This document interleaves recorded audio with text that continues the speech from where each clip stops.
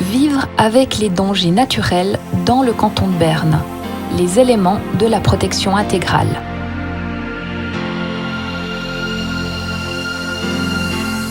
Du Jura jusqu'aux Alpes, en passant par le Mittelland et les Préalpes, la topographie du canton de Berne est très variée.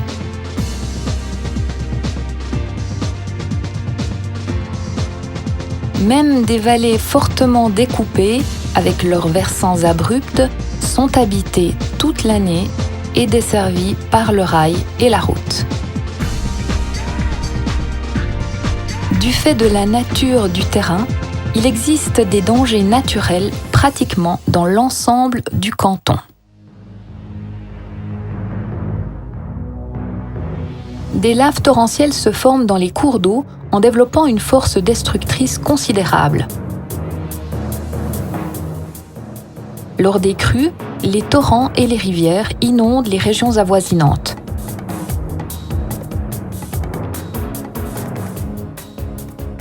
De par leur grande énergie, les éboulements et les chutes de pierres occasionnent de gros dégâts.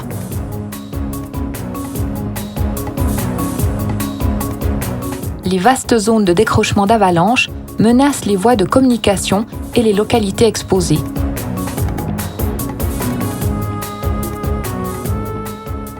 Sous l'influence de l'eau, des glissements de terrain et des coulées de boue se forment sur les pentes raides.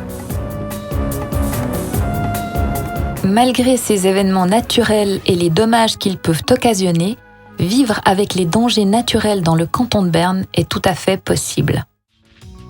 Nombreux sont ceux qui, en parlant de protection contre les dangers naturels, pensent en premier lieu à des ouvrages techniques de protection. En réalité, nos besoins de protection exigent toutefois des solutions globales. La protection intégrale contre les dangers naturels est une combinaison de 5 éléments. Aménagement du territoire, mesures organisationnelles, mesures opérationnelles, ouvrages de protection et forêts protectrices.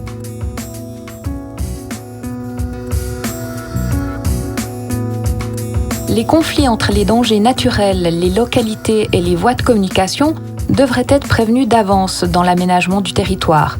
La loi bernoise sur les constructions interdit la construction de maisons d'habitation dans les zones très menacées. Pour l'exécution de cette prescription, les zones de danger doivent être connues. La connaissance des événements naturels antérieurs est d'une importance considérable à cet effet.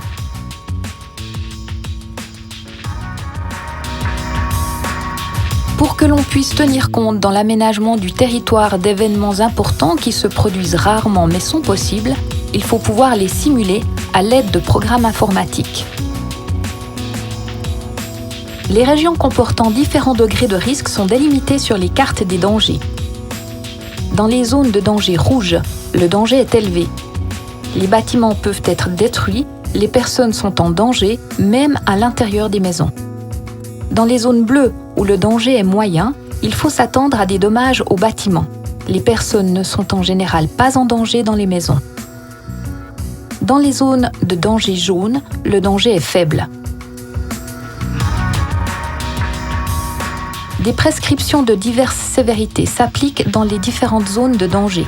Elles vont de recommandations sur les mesures de construction jusqu'à l'interdiction de construire. Les communes sont responsables de l'élaboration et de la mise en œuvre des cartes des dangers.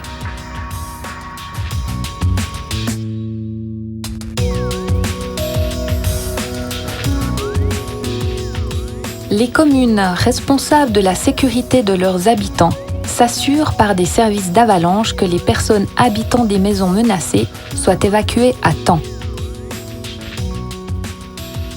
Les exploitants de chemins de fer et de route sont responsables de la sécurité des usagers et doivent fermer les voies de communication en période de danger prononcé.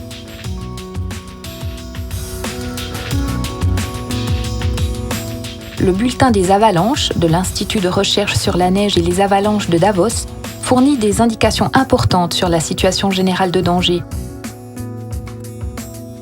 Les stations météorologiques et de mesure automatique de la neige et du vent fournissent en permanence des données sur les conditions dans les zones de décrochement des avalanches.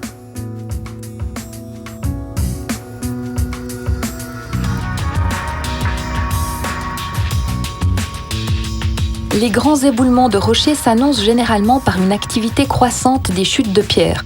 Les mesures de mouvement permettent de surveiller les masses de rochers. Une prévision exacte quant au moment de l'événement est toutefois souvent difficile. Dans les cas favorables, il est possible de planifier un éboulement par un déclenchement artificiel et de prendre en temps utile les dispositions nécessaires pour la protection des hommes et des animaux.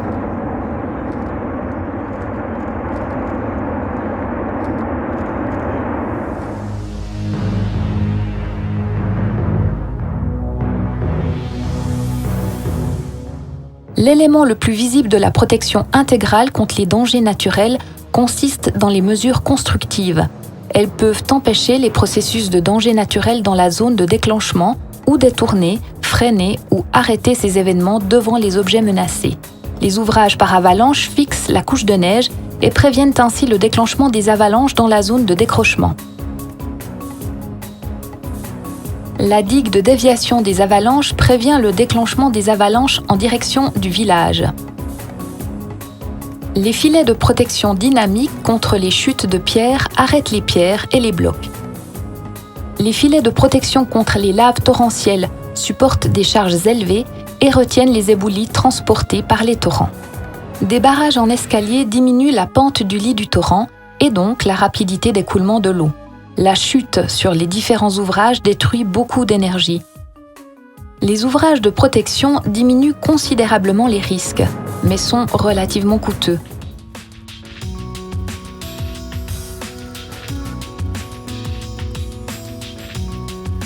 De nombreuses localités du canton de Berne ne sont protégées des dangers naturels que grâce aux forêts qui les surplombent et sont ainsi habitables toute l'année.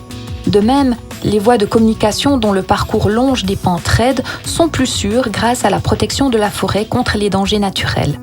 Les forêts protectrices sont en mesure, contrairement aux ouvrages techniques, de protéger contre plusieurs processus menaçants.